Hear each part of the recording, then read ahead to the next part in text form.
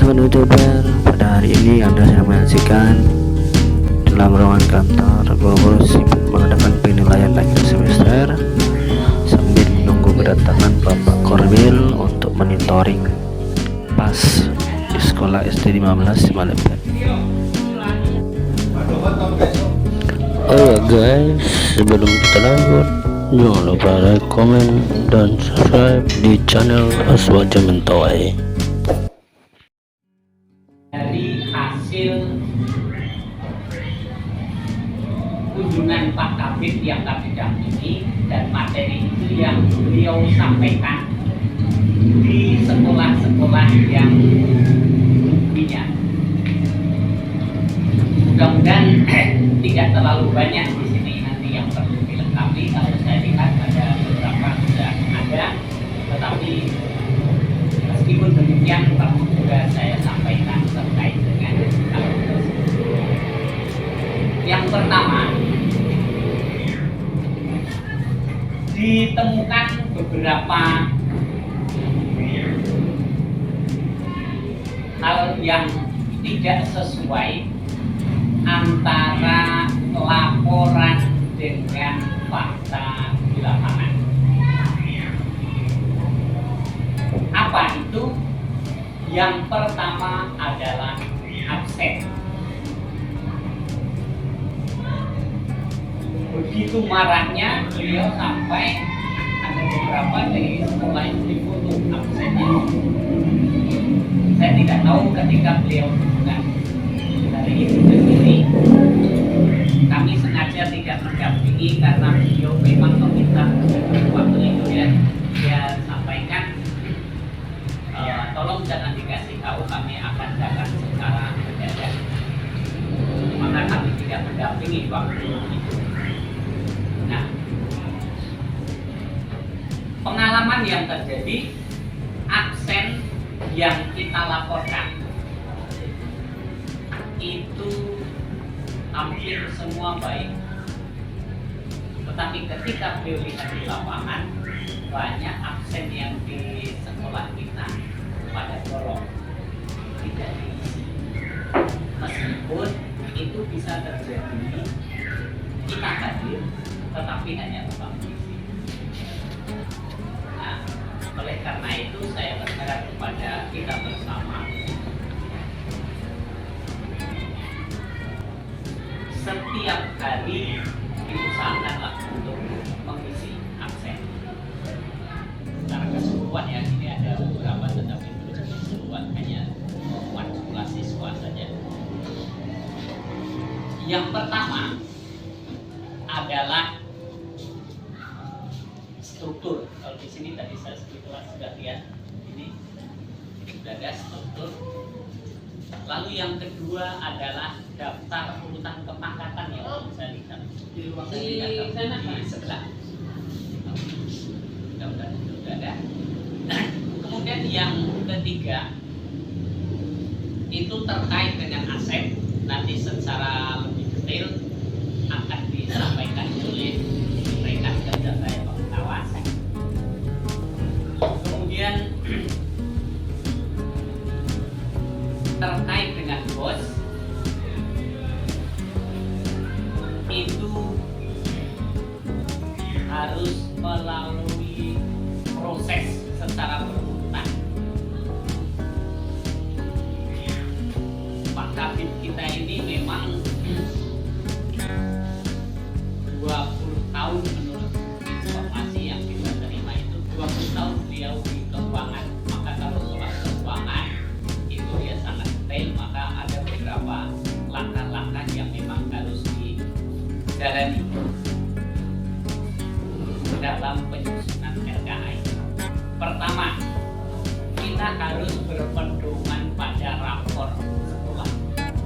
Oleh karena itu sudah ada nih rapor sekolah dari download. Nah, dari sanalah itu kita bercermin bagian apa saja yang masih sangat minim. Itu ada warna merah, putih, hijau, dan biru.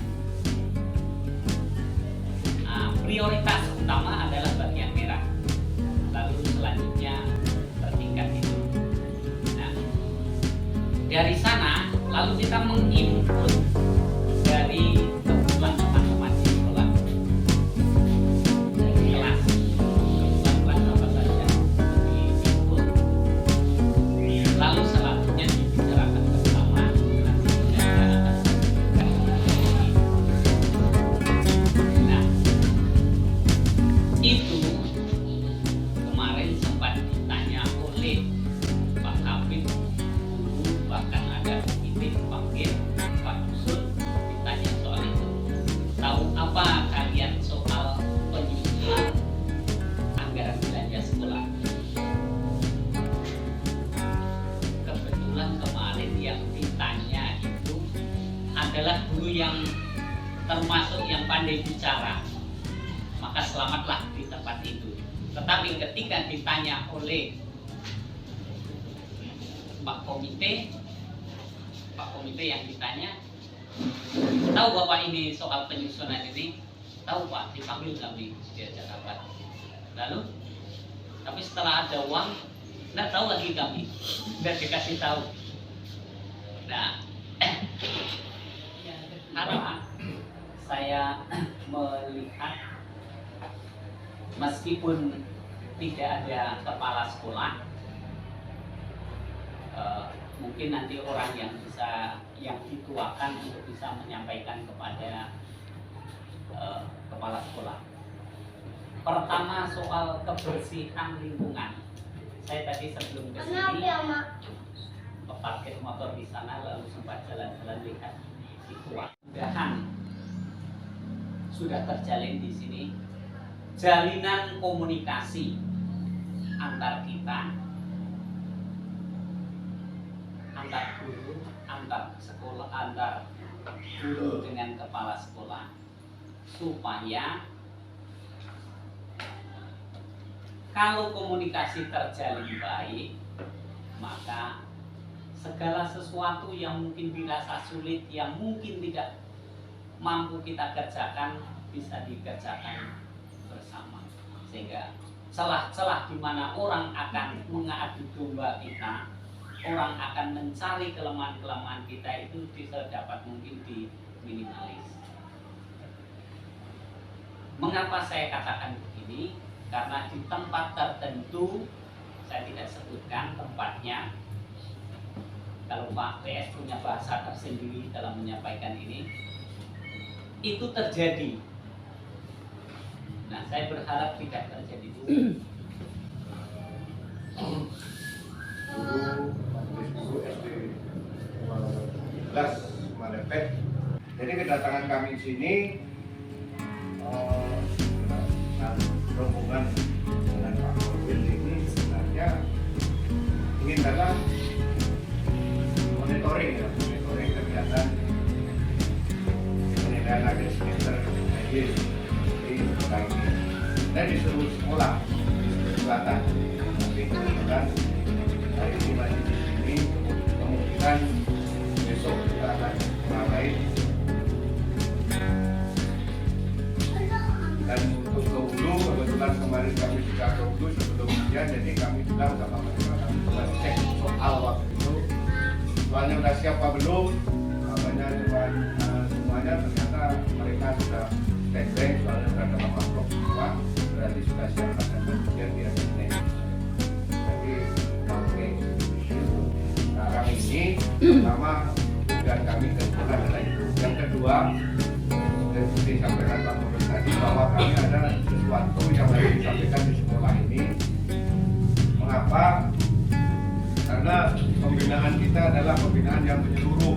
Jadi mulai dari semuanya, dari masalah pembersihan sekolah, masalah tata kelola kelas, masalah pembelajaran, kurikulum, dan sampai ke masalah pembiayaan dan aset.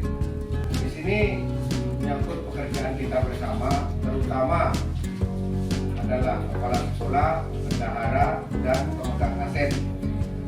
Kemudian operator, tidak bisa dipisahkan antara satu dengan yang lainnya. Mengapa demikian? Karena waktu rombongan dari Dinas Pendidikan itu datang ke tempat kita ini adalah membawa unsur itu semua. Unsur itu semua mereka datang ke semula memeriksa SPG bos.